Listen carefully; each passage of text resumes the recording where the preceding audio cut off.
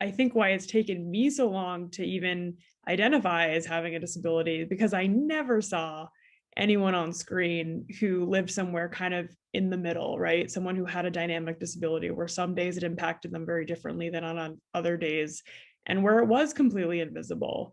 I think if I had seen that sooner, if I had just seen a character who was going through what I was going through, I would have been able to come to the conclusion a lot sooner. My name is Marisa Torelli-Pedevska.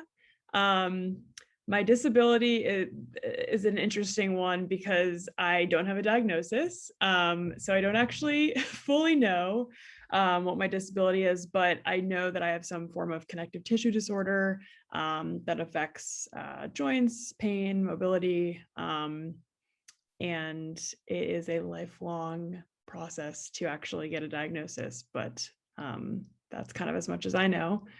And for a living, I am finishing up my MFA in screenwriting at USC, and I also am co-founder of Inevitable Foundation, a nonprofit that is funding and mentoring the next generation of disabled screenwriters in Hollywood. I think the biggest barrier I have faced so far is just the intensity of the industry and how it's not really built for people who physically work at a different pace. We need more authentic actors on screen playing people with disabilities. But if there are no roles for them to play because the roles aren't being written, casting's only going to take us so far. I think a lot of times people in the industry with decision-making power or who have the power to hire writers argue that there are no disabled writers to hire, and that's why they don't hire them. But I think our nonprofit is proof that